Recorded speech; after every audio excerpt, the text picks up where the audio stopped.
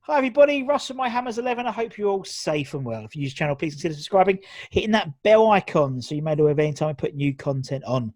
Don't want you to miss any interview, any guests, because everyone is pucker. Everyone is a personal recollection of the time of West Ham, whether it's playing or supporting. So it's really important that you don't miss anything. So make sure you hit that bell icon. Loads of great guests coming up, including today. You'll have noticed him, recognised him, hopefully from the Irons United. Who is this man? Who is this man? I don't know who's impossible. From the Irons United YouTube channel. It's Alf Gasparro. Hi, Alf. How you doing, man? Hello, mate. Thanks for having me on. I was trying to give you like a really nice introduction, and then you just. Well, here he comes. Here's the drummer. Yeah. It's like tumbleweed. Hey, who's that? No, I love all that. The Irons United stuff's great. I love it, and you, Stel, and Anton get on really well, and it's quite funny, and I like watching it. I like watching the watch-alongs as well, which is quite fun as well. Yeah. I think for me, I've always, actually all three of us, and all the lads who've been involved in Irons United over the past, I've always tried to not take it too seriously, because there's a lot of seriousness about West Ham, and we've got a lot to be serious about, if you know what I mean. Yeah. But I think we collectively, we always say that we're fans first and foremost. And we just want to have a bit of a laugh.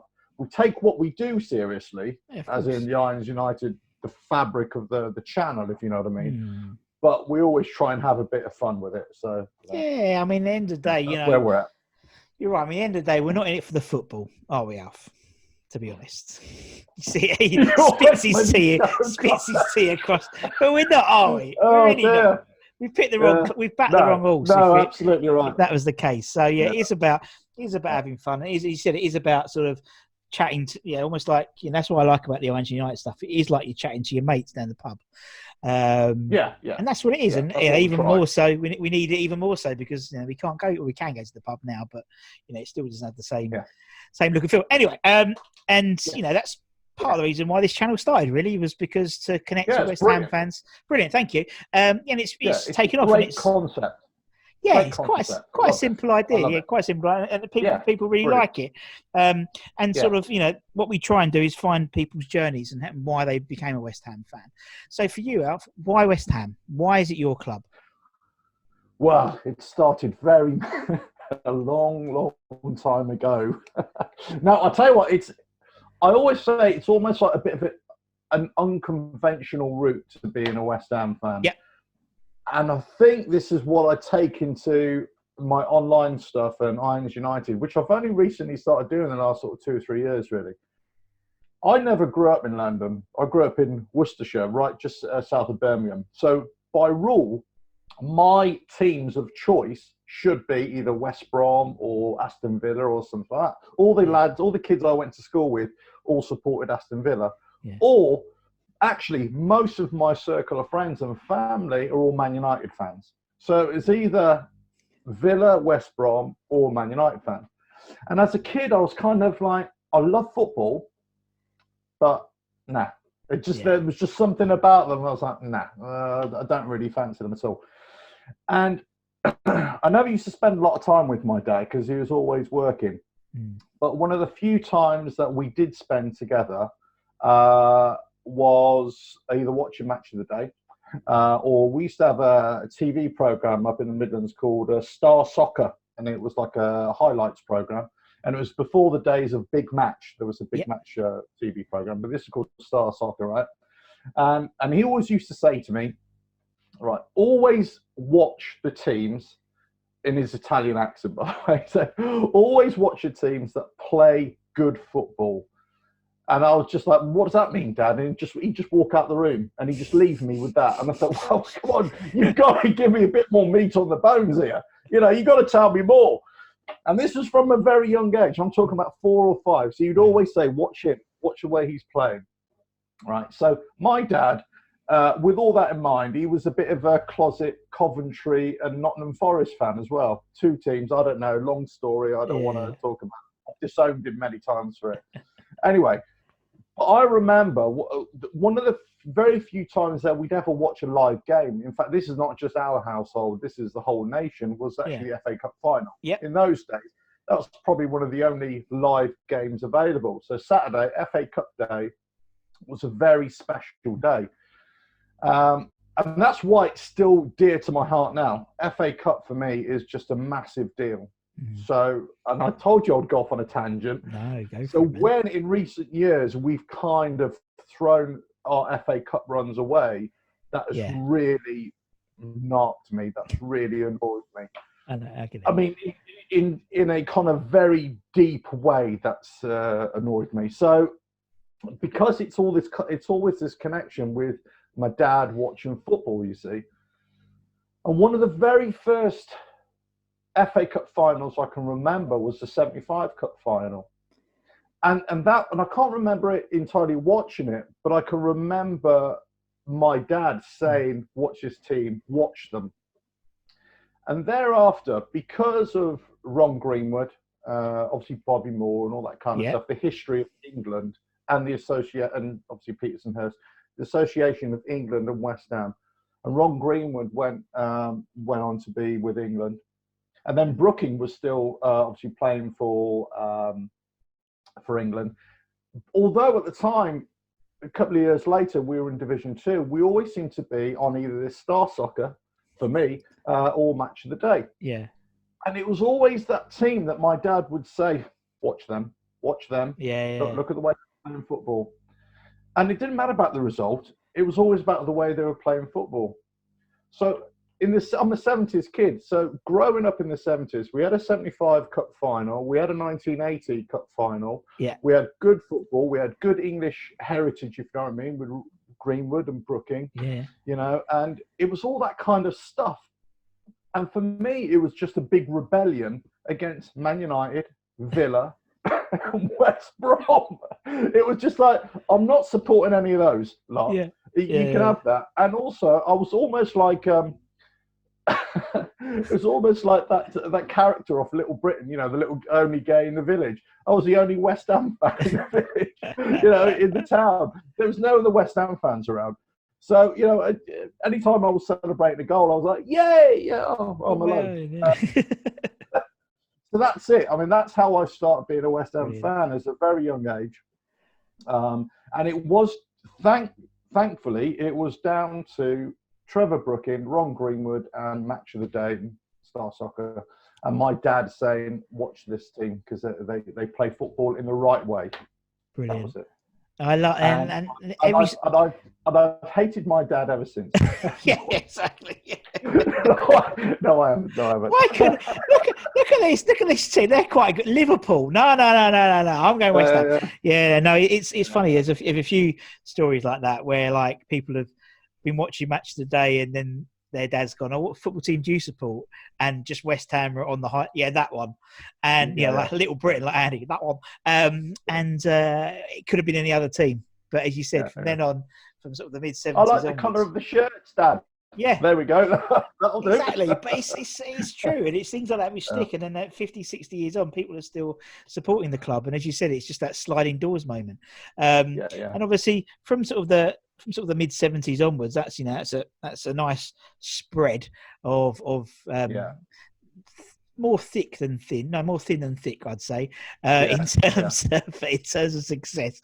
What sort of, are there sort of any memories, any sort of games or any sort of experiences which sort of stick out as unique to you in terms of your West Ham journey, so to speak?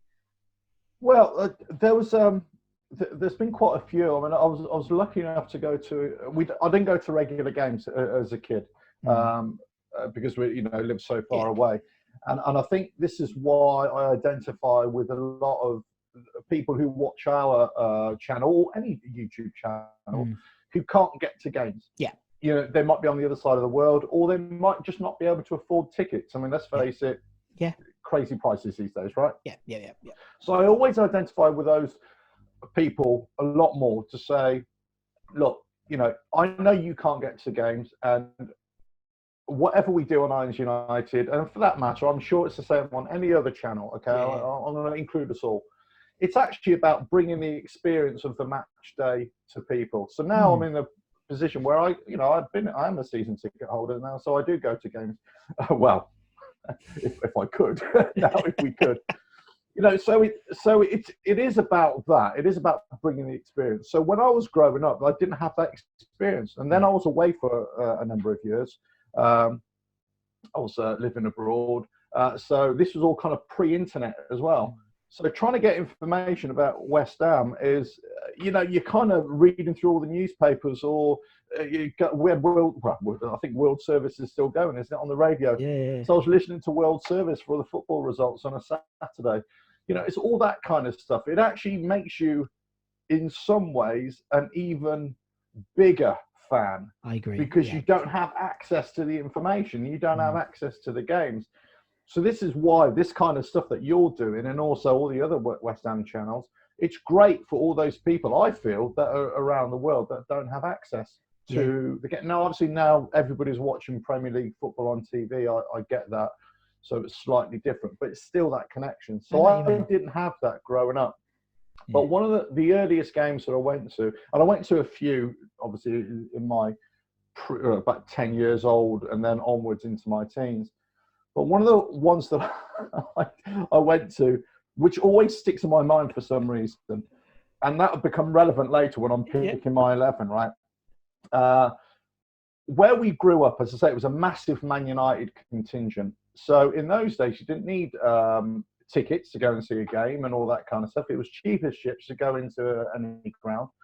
So my brother was a big Man United fan, and he wanted to go up to Old Trafford. And they used to have this fans bus that used to leave our local town and go all the way up to Manchester, right? Yeah. So he said, "Do you want to come up?" I said, "Well, I don't know." And he said, "They're playing West Ham." I said, "I'll come." Right? So I was about 11 or 12, right? Yeah. There's me. No parent would allow their kids to do this now, I'm sure. No. But he was 14. I'm 11. We get on this bus and we go all the way up to Manchester, full of Man United fans. Giving it like you can imagine what a fan bus is like. That was all great. I was just really quiet and just doing this the whole way because I didn't want to let everybody know I was a West Ham fan. We got up there, got tickets. Now I wanted to go into the away end. They wouldn't let me go into the away end. And this is 11 years old. "Look, please, sir, can I go in?" He's like, "No, bugger off." And my brother's like, "No, we're going to the Man United end." Anyway, I know I'm going rambling. We went off into the Man United end. Yeah. We got stuffed, absolutely stuffed. But I didn't care because it was West Ham and I was West Ham away, right? This is not West Ham at home. This is West Ham away. Is proper, I was at Man United and I was at Old Trafford. So we were getting stuffed. I think it was 4-0, right? And then who pops up? No, 5. I think we were losing 5-0. Who pops up? My man, Paul Goddard, right foot into the corner. That was me. Yeah! And then I suddenly realised that I was in the middle of all these Man United fans, and I was like, "Oh," and I just sat down straight away. But nobody said a word to me. It was really funny. I was 11-year-old, and I was like, my brother was pulling me down, going, "Shut up." So that's one of my earliest games as a West Ham fan that I can really remember. And obviously then there was lots of games afterwards, but that was one of my earliest games that I always remember. It was Man United bus, and it was the bus coming back as well. That's where I had to keep my mouth shut as well. Oh God, yeah. Oh God, yeah. I remember doing one of those fan buses. We did a pre-season at Celtic, and I went up there, and we ended up in. There's some we went with a couple of Celtic fans, and they were in some proper rough area of Glasgow. I mean, not Goebbels, but something like that it's called. Yeah. And we was in this pub, like Celtic pub, and they go, "Oh yeah, we'll just get on the bus." And literally we got on this bus. I'm like, I must have been 16, going, "What the hell am I doing?" In Glasgow, clearly I'm a West Ham fan, and it's like I used to love them. Brilliant. It only cost like £1, and you went straight up to the door. But it's quite a clever idea. It's brilliant. I actually used to live in Scotland, in Glasgow, many years ago, and it was funny because there's 2 questions they ask you in Glasgow, or in Scotland in general, but in Glasgow where I was. First question is, "Are you English?" Yeah. Right, that's it, because it's Scotland. And if you say you're English, that's it. You're on a bit of a sticky wicket, really, especially the kind of dodgy places that I was hanging out. Now, I'm kind of exaggerating, I know, but it was a little bit like that at times. So I could either, depending how the mood was, I could either be English or Italian. So I kind of like, Italian. All right then, fine. The second one was, who do you support? Now, if you think about, the Israelis against Palestine, or West Ham against Millwall, that is nothing compared to what it's like up there. You are either blue or you are, green and white. And that's it. Every question, especially to a bloke, every question is, who do you support? Who do you support? And they're very serious. It's, looking you straight in the eyes, who do you support? And I was like, and I learnt straight away, never to answer the question with either a blue or all the lads I was working with. They're all Rangers fans, and then a couple of lads who I met who were Celtic fans. All really nice, but there's always this question. But as soon as I said West Ham, they were like, okay. That's it. Conversation to be over. So I was just like, dodged a bullet there. Oh, gotcha. Brilliant. And I think at the time we were doing really. I can't remember what year it was, but we weren't doing very well. So it was always a standing joke. He said, do you love football? Do you like football? I said, yeah. He said, who do you support? And I said, West Ham. And they said, well, you don't like football, then, do you? Well, I can't argue with him, really. You know what I mean? I can't argue with him. Fair enough. I know it's fun, but as I said, I used to love doing those away trips. So those pre-season friendlies were mental because you just go to all these random places, wouldn't you? And it was always. I remember it was funny because we were getting on. I remember getting on the train up there, and someone went to, where are we staying tonight? It was your job to book the hotel. No. You. I was like, so on the phone, like literally, this is before proper phone. This is when we're mobiles and stuff, and having to get a holiday in or whatever in the middle of Glasgow. Yeah, that was funny. And it all kicked off afterwards, as you could imagine. Loads of West Ham fans up in Glasgow. It's all kicked off. Anyway. It's interesting actually about Glasgow as a place. I've never known another place like it. I know there's football rivalry all over the world, of course there is. But I've never known a place like it. But I heard of this place, and maybe one of your viewers is watching it, but it's in just south of Birmingham somewhere, Rugby, I think it is. And what it was, years ago, I can't remember, there's a factory there. There's either a brick factory or some kind of factory there. And there was a massive contingent of Scottish workers that went there just for this factory. This is years ago. And what they used to do, they used to have a factory football game. And you're either Celtic or Glasgow, right? Yeah. They used to get, for one of their games, they used to get 5,000 people coming to watch their games. I've never heard anything like that. Wow. This is just for a factory pub team, as it were. Yeah, and they were called Celtic and Rangers as well. I don't know what they called. There we go. So I've never heard anything like that. Funny. Oh, God, brilliant. I love stuff like that.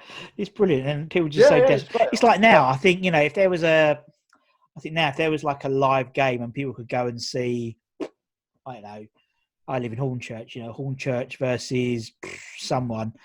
They'd sell it because people are desperate to go and see live football. They'd go and see it, wouldn't it? It's like the other day they had the was it the Bournemouth game? The Southampton Man City game was the most viewed football game ever, Premier League game in the UK ever. Yeah, it was on BBC, like 5.6 million. Yeah, people just desperate and just like I can't keep up at the moment with the matches. I'll be honest. It's like I'll look at my phone and there's been 3 games on already that day, and I'm like, what? How did that happen? Yeah. I know. Particularly West Ham. It's funny actually. Was it a few years ago? I think when we first moved from Upton Park to the London Stadium. I think maybe it was in the first year. I think there was lots of fans, quite rightly so, upset and all that sort of stuff. And a lot of them are saying like, I'm not going anymore. And fans still say that, still continue to say, I'm not going anymore. I've had enough of this. But what was coming out of it at the time was a lot of fans said, I'm not going out that, but I'm going to go and start watching my local team, support my local team. And actually, lots of fans, not just West Ham, but all over the country, are ditching their Premier League team and they're going down the divisions. And so, I go and support my local team. I just get my football fix, but I'm not getting ripped off, whatever. So there's a lot of that going on. Yeah, Unfortunately, we can get into the whole politics of football. Yeah, we could do. That's for your show. Yeah. That's you do all the topical stuff. I just do nostalgia. That's my show. No, but I used to do go to the Orient as well, because like they used to do under-16s for a tenner a season tickets, and they would always they do West Ham opposite, home and aways. So you'd go and watch the home games of West Ham, and then the O's, and I think the O's actually did a special deal. If you bought your West Ham season ticket, you had like 10% off on match day or something like that as well. So they were realistic as well. That was always good fun, because obviously there's a lot of West Ham Orient sort of connections. People moving from one and we used to obviously do pre-seasons, but that was always good fun. Anyway, let's move on to this 11. As I said, that's why we have the 11 now, so we can keep on track. Oh, do we have to? Keep on track. So we've had Stel, we've had Anton, we've had Jim. This is the fourth instalment for the Irons United 11. You can have your own playlist soon. I should have like a big badge here, shouldn't I? Plug in Irons United. Yeah, you should be. Yeah. For your Zoom background next time. There'll be a description, a link in the description below. We'll say that. That's very kind. I can quickly draw one of my my internet cards. There you go.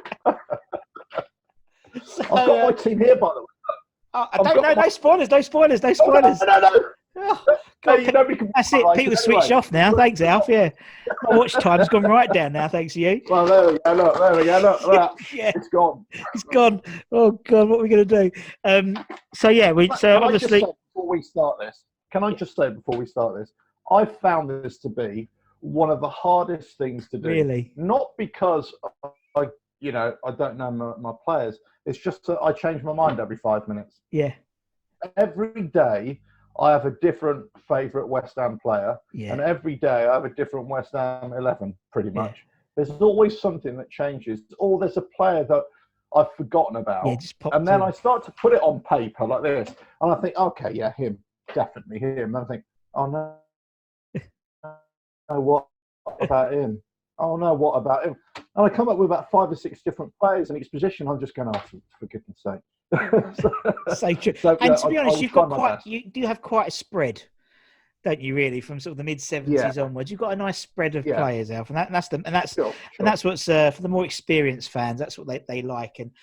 And as I said, as long as you've been alive to a season play, that's the only criteria. And when I mean alive, I mean obviously not necessarily live, because obviously that would obviously, a lot of the foreign-based Hammers wouldn't be able to put anyone in because they come over. Yeah. So that's the only criteria. So let's go for the Alf 11. I'm looking forward to this. Before you change your mind again? I have to be alive. Hold on, I just check my pulse. Yeah, just barely alive. I don't even know if that's a pulse, by the way. There we go. That's just your watch strap. God, dude. Was that the time already? You're ticking. I'm really on time. Literally every second. The show of yours is about 20, 25 minutes. It's gone on for 2 hours. Oh, don't worry. We've had longer.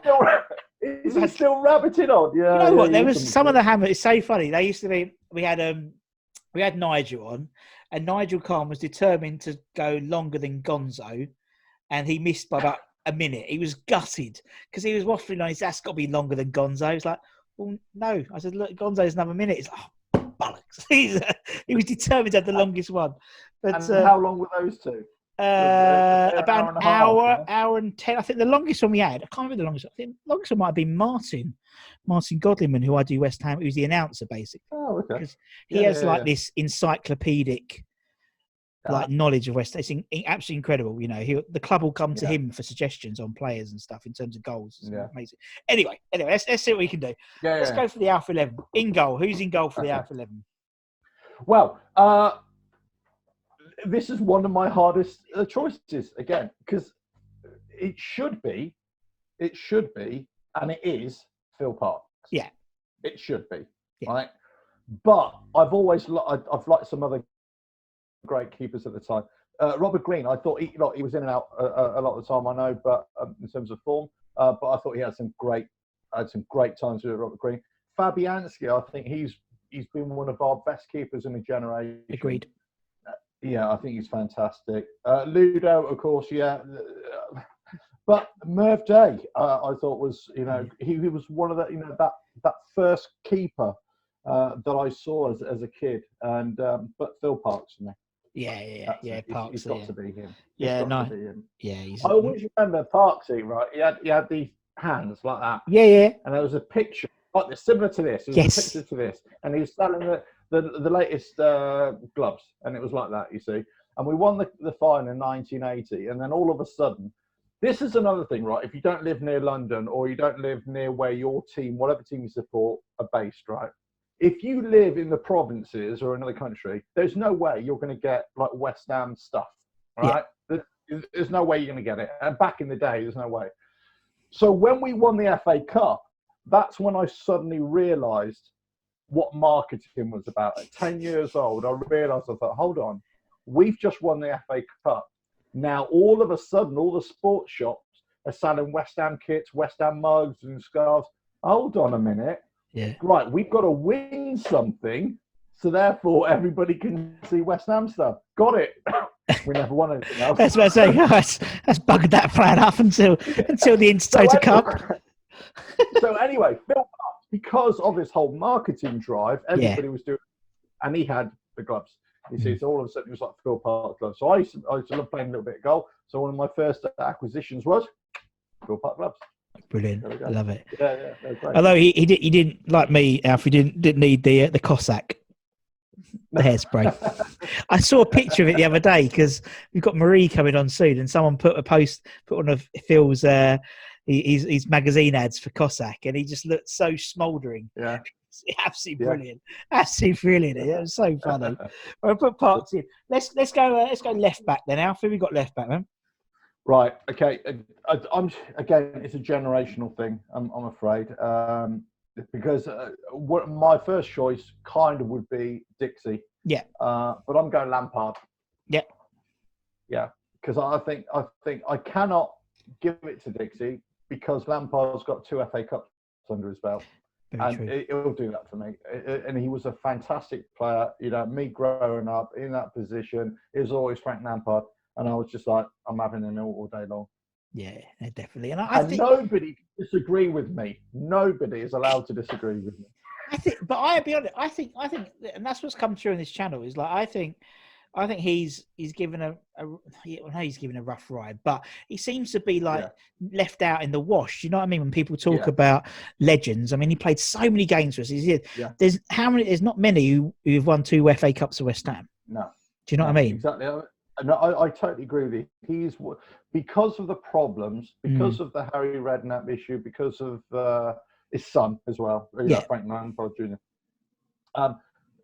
There was a big falling out, and I think there's a lot of fans, and maybe certainly the fans of a certain generation, who do remember him, who will always remember him, and then there's others who were just like, "Well, he's before our time. We don't." Yeah. But make no mistake, Frank Lampard was fantastic in that position. Yeah, and that's the idea. This, as you said, you mentioned it was a generational thing, and that's the whole idea. You know, because we put that sort of caveat on, it means you get these generations. So people who might not necessarily have known much about Frank Lampard, apart from he was Frank Lampard's dad, you know, now can go back and go, actually, this guy, if you're the guys like yourselves are putting them in your 11, you know, it's worth checking out. And same as me, you know, like I've, you know, quite naive really to people like, you know, John Childs and Clyde Best and stuff. I never really knew much about them, so I've actually had to go back and it's broadened my knowledge really. So it's quite cathartic. Right, okay, we'll put Frank Lampard in. Let's go right back then. Let's go the other side. Enough. Right back is there's only one. There's only one player that's ever been competent in that position for me, and that's Ray Stewart. It's Tonka, he's the only one who's ever really bossed that position, and because you know he never missed a penalty, did he? You know, he was just awesome in that position. Again, you know, he's got the honours, the footballing honours to match. So, you know, for me, he would be in that position. Yeah, and that's what I mean. Someone like Ray Stewart, you know, he's not revered, but he's always in the mix, isn't he? When you talk about West Ham, where Frank Lampard isn't, and actually you think, you know, why is one and the other, or because of what's happened after his playing career, which doesn't seem fair. But yeah, Tonka and love, absolutely smashing bloke, smashing guy. Yeah, absolutely. Lovely. He's coming on the channel soon. Yeah, I think Lampard, I mean, he was kind of, after football, he was more into sort of property and stuff like that. So I don't think he really, obviously his son carried it on, but I don't think he was really as a high profile ex-West Ham player, perhaps. Maybe that's something to do with it as well. But maybe. There we go. Yeah, good. Right, I'll put Tonka in. Let's go centre halves. Then our first centre half, mate. We change your mind again. There's going to be lots of people who are going to hate me for this because I'm not going to have Billy Bonds in it. I'm not having him in there. And I don't know why, and I'm kind of regretting it already. Alvin Martin. Yeah. I'm having it. Yeah. Because I think, again, he was one of our best centre halves ever. I agree. From a young lad when he came through, FA Cup, League Cup final, 81. It was just great. I just love watching Alvin Martin play. Boss it. And there have been lots of other defenders that we've had who are of the same kind of ilk. Collins, James Collins, I thought Alvin Martin like. I agree. And he would be one of my sort of top 5, if you know what I mean. But Alvin Martin, I will go and say. I can't believe I haven't got the Bonds in there. I'm already kicking myself already. Damn it. Well, unfortunately, I know the other spot. I know you've put Manuel de Costa in, so that's what So it's like. Did you see him the other day? Did you see him for Faguli the other day? Go and check it out. No. They had Galatasaray were playing, obviously Faguli's Galatasaray and de Costa. I did see that. And the VAR. Literally stopped. Good old West Ham, still there. Good lads. But who's Alvin going to partner in the middle? Right. Okay. Again, so this is more about the potential that a player could have had with us, but he actually went and showed it with another team or a couple of teams. That's Rio Ferdinand. Yeah. Rio Ferdinand was by far one of the best footballing, certainly defenders that we ever had, but possibly one of the best footballers that we ever had. In general, but we just didn't have him long enough. Agreed. For him to, fully blossom. And then he obviously went to Leeds for 18 million, and then Man United swooped in and took him, and look what he did there. So Rio for me. Yeah, good shout. Yeah, and you're right. Yeah. The potential of him was he's one of those players. I do admit, we didn't have him long enough, so we can't really class him as one of the West Ham greats. But I'd still have him in there. Yeah, of course you would. And he's one of those players. I remember he was one of those players who, and you get that, don't you? When the youngsters come through, you watch them when they turn up for the first time, you thought, and he turned up and you thought, this guy's special. You know he's going to be. And then the first question is, how long can we keep him for? That's the trouble now. He's brilliant, but how long is he going to stay? And definitely. I suppose we all do it. I mean, if you look at any fan in the land, and if they're really involved with their club and as a supporter, and they kind of want to watch the youth coming through, I'm always a big advocate in trying to get the youth through, and this is what's a big frustration of mine as well.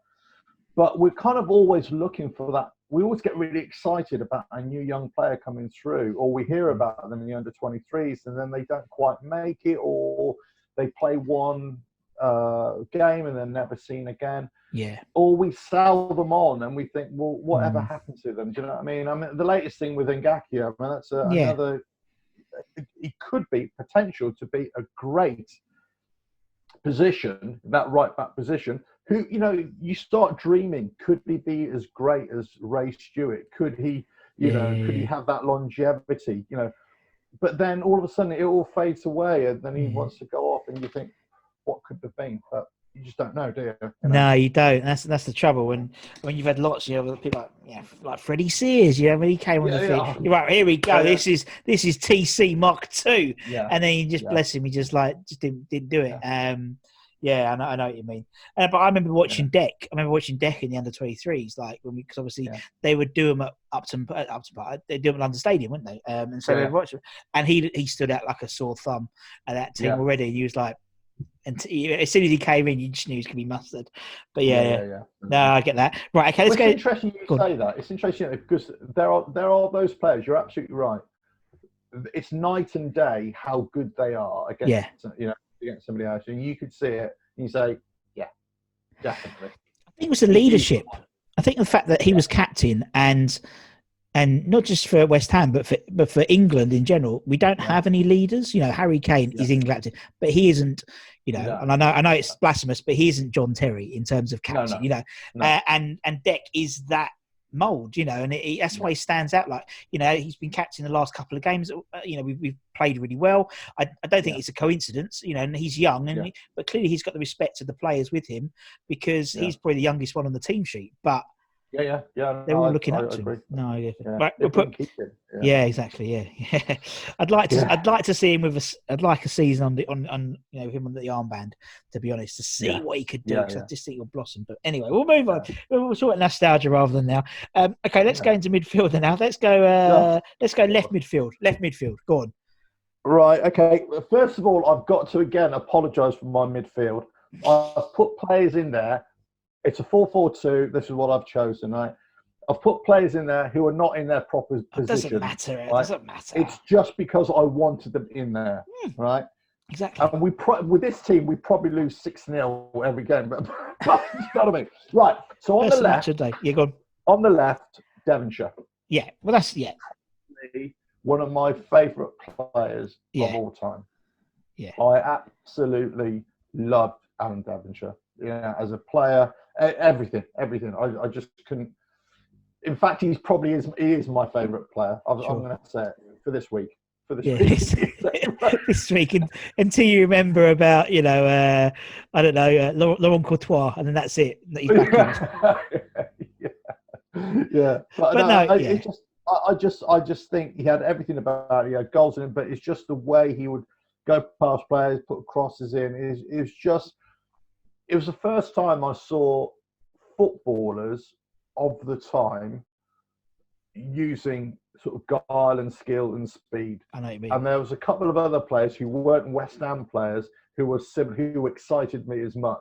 As I say, I was just a football fan, but obviously I chose West Ham. But I was a real football fan and a student of not a student, but I was an admirer of other players. Yeah. And one of the other players that I really liked at the time was a Man United player. It was called Steve Coppell. I don't know if you've ever heard of Steve Coppell.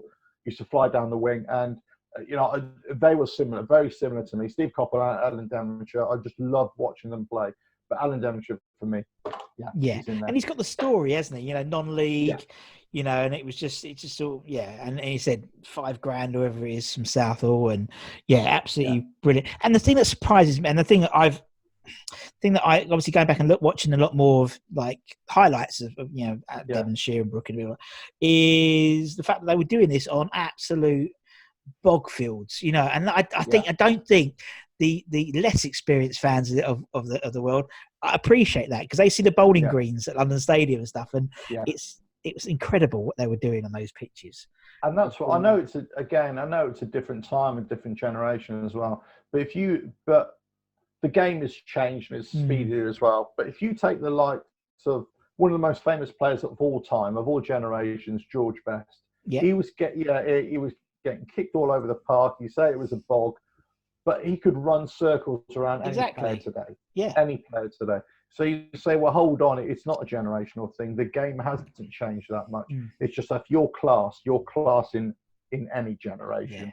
And Alan Devonshire, for me, is that kind of player. He could have played in any era and he'd be fantastic. Yeah. I mean, it's true. I mean, when I interviewed Mark Ward, he reckons the 86 team would probably about 4 or 5 past the current team.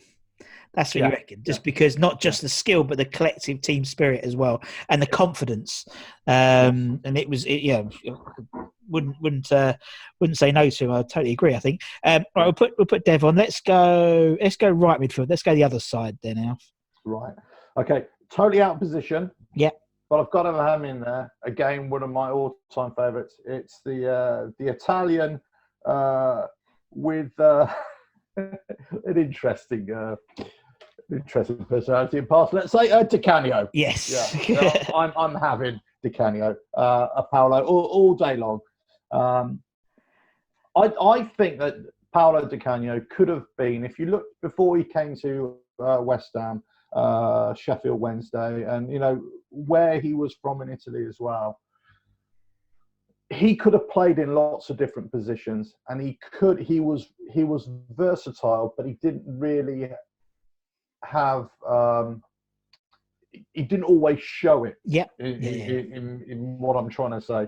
And then when he came to West Ham, he was our finest player and probably one of our finest players of a generation, no doubt. But it wasn't all success. It wasn't all sunshine and roses. People have this kind of rose-tinted view of Di Canio and West Ham at the time. Let's not forget, it wasn't great sometimes with West Ham at the time. But he was shone, and some of the goals that he scored, one of my favourite goal of all time. Forget about a West Ham goal. His goal, his volley against Wimbledon, wasn't it? And it was just. But it's not just that goal. It's lots of other goals. But I like a player that you can tell just by looking at them that they bleed West Ham. They bleed for their club. They will fight tooth and nail, and they will be angry at themselves and angry with every other human being, every other organism if things don't go well for him. And that's what I loved about Paolo Di Canio. And unfortunately, because it worked against him, he took that into his management at Swindon and then on to Sunderland, and the players kind of revolted against him. But I tell you what, I would have him in West Ham, the fabric of West Ham, today to shape up the team and get them all organised.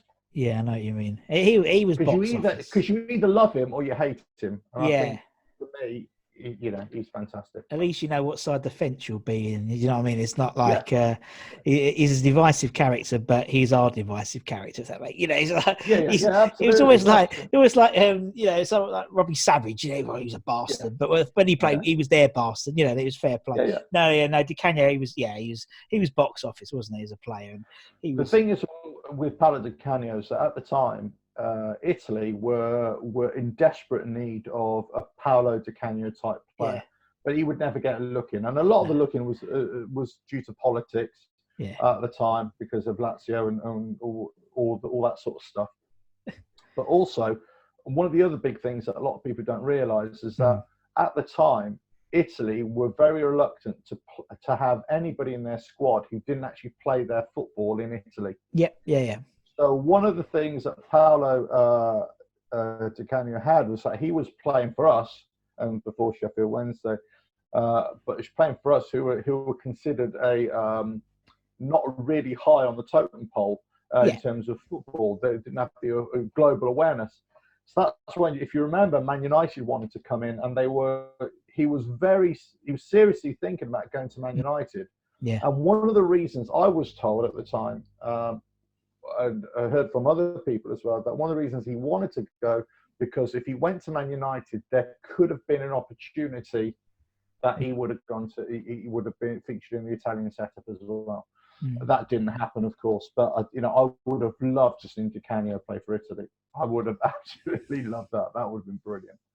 But that never was. But he was an interesting character, no doubt. Everywhere he went, he caused friction. He did. Brilliant.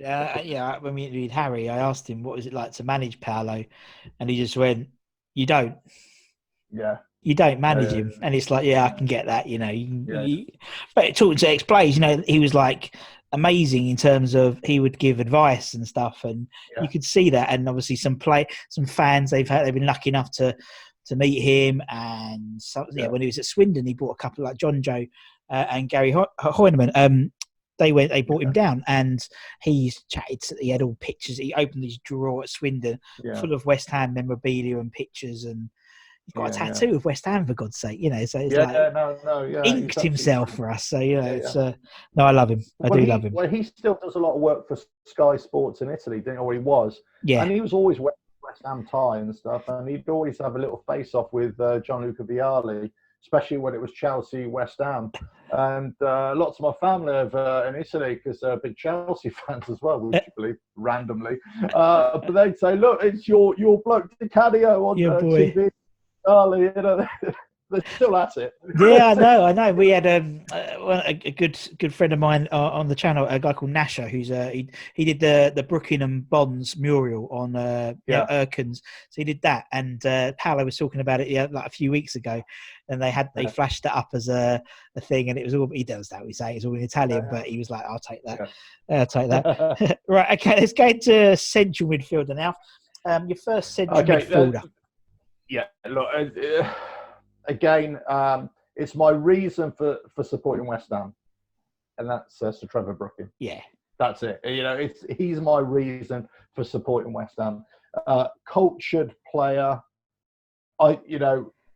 just a joy to watch. Always on the ball. You know, he's got the honours as well. You know, the FA Cup. Yeah. I was just in awe of the man. Just in awe of the man, but not just in the way he played, but the manner and how he held himself. He is a gentleman, isn't he? So, and I love that about certain players who are they're one club only. They're gentlemen through and through, and you know it'll always be West Ham. So for me, Sir Trevor Brooking. And exactly, and obviously I feel quite emotional when I talk about him, actually, because of it's almost like. You eat something and it takes you right back to your childhood. You know, you haven't had something for a long time and your memory is right back. And that's with me with Trevor Brooking. Yeah. I see him, I see a picture of him, I see a name, whatever it is. A couple of years ago, he was doing a signing outside of out the shop at the London Stadium. A couple of years ago, and I was dragging my son along. This is Trevor Brooking. And he's going, Dad, just chill. Just don't you tell me to chill. This is Trevor Brooking. What's the matter with you? You know, Dad, I don't want to go, please.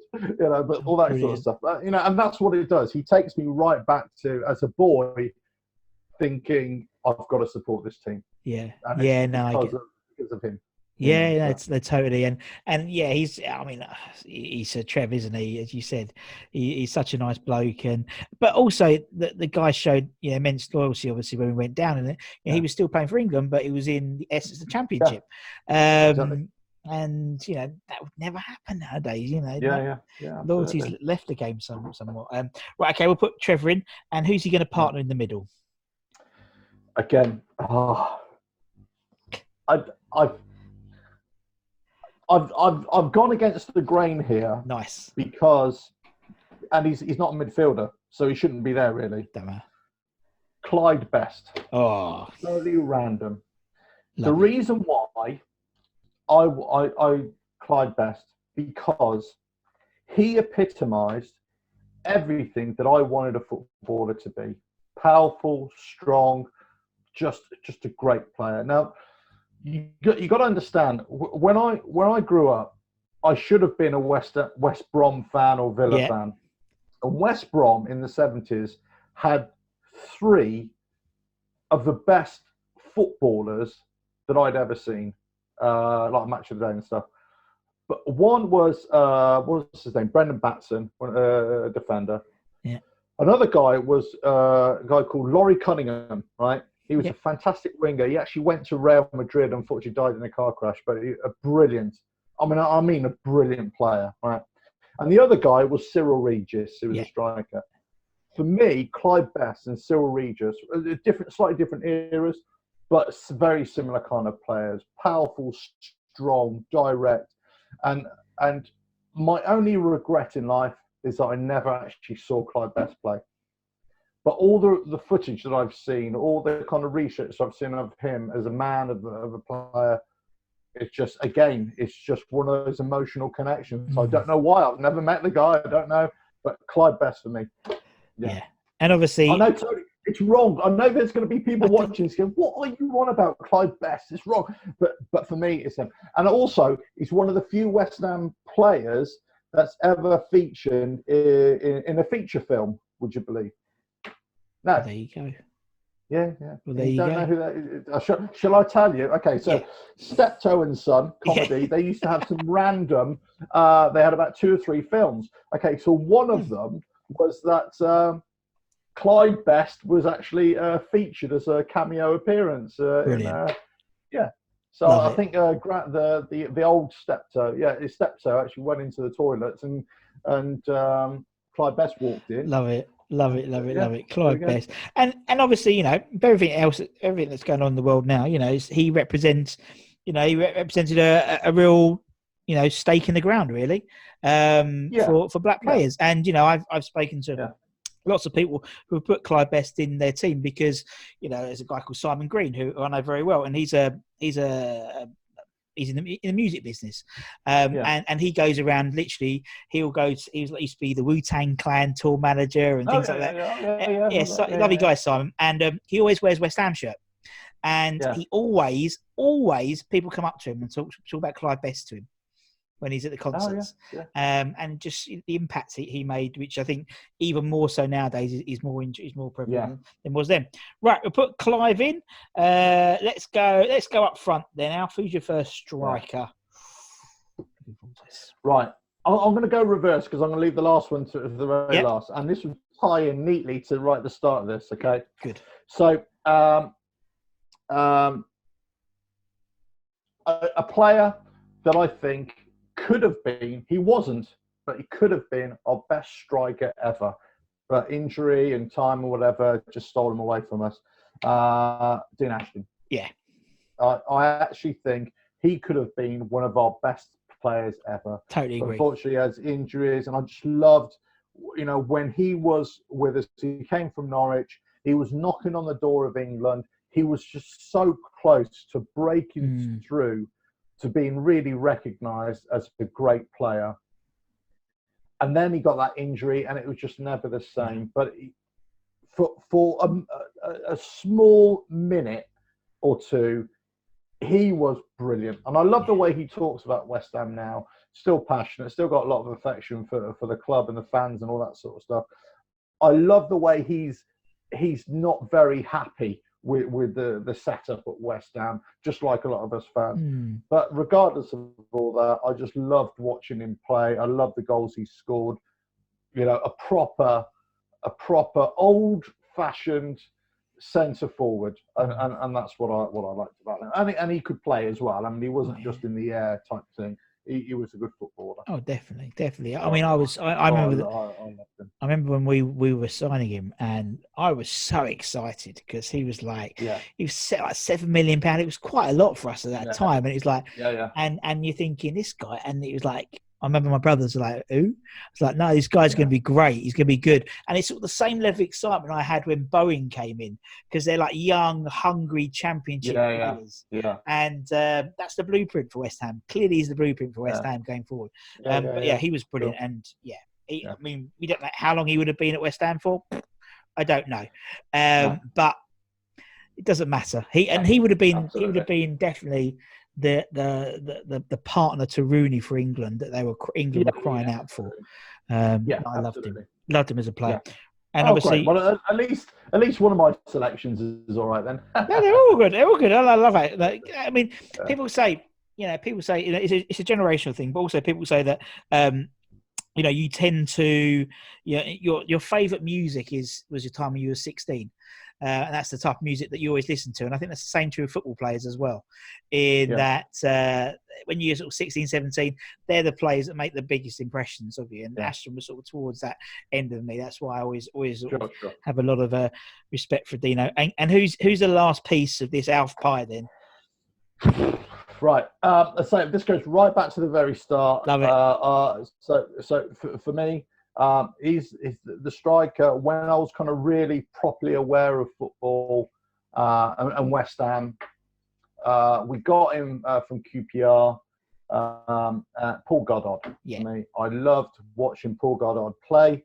I loved the goals that he scored. He wasn't prolific, but he still is one of our highest goal scorers. I just loved watching him play. I loved the sort of energy at the time.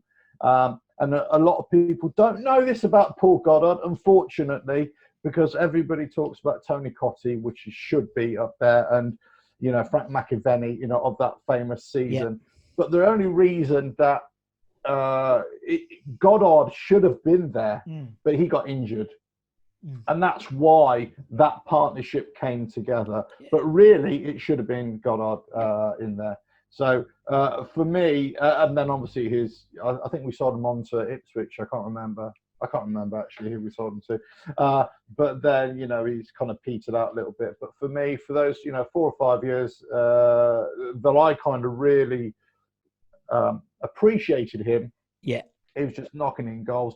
You could say he was, with David Cross there as well. He was another great for me. Again, generation. But Paul Goddard, I'm having him all day long. Nah, yeah, nice. Yeah, good shout. Yeah, and you're right. You're totally right. And I know what your viewers are going to say. What Paul Goddard, please? No, because everyone, it's a personal 11. If someone got to say something, then they come on and do their 11, and people can criticise that. That's the beauty of it. But I think you're right with Paul Goddard. I think he's always the afterthought of the 85-86 season. Because you said Lyle didn't pick Macca up front. He picked him for as a 10, and we interviewed Macca, and that's what he was saying. And no, it's totally great. Yeah, I totally agree with that. Nice. I think it's the first time he's come up, Paul Goddard. I'll be honest. He says when he looks at his spreadsheet, so that's always good if you got a first. You got something to brag about. Yes, the first time. There we go. So leave it to me to bring on Paul Goddard. Brilliant. Lovely stuff. Alf, it's been great, man. Been really nice chatting to you. I've really enjoyed it. Thanks for really fun. Try to have a bit of fun there. Yeah, I'm just not looking forward to the comments below. Oh, don't worry. When people say, "God, what?" Do you know what? Everyone, do you know what? We don't get that. I stand by it. I stand by my. They mean something to you, and that's the important thing. We don't get people criticising choices here because it's their personal 11.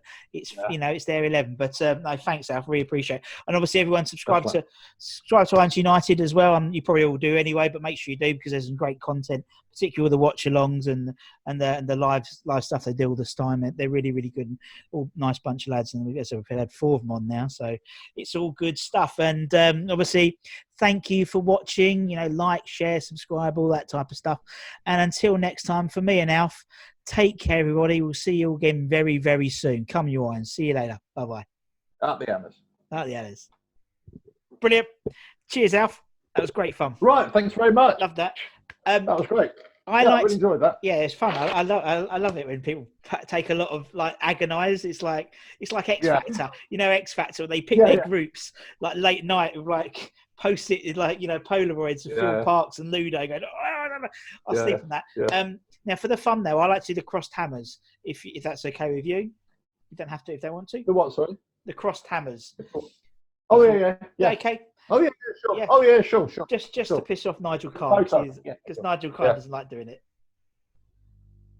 Brilliant, thank you. I do it to piss off Nigel. As well? Yeah, cool. You know why I do that? Yeah, why do you do that? No, it's not. It's not Stuart Pearson. So Stuart Pearson. Okay, I get you. We signed him from Man United, and Stuart Pearson. Anytime he scored, he used to do like that. You see.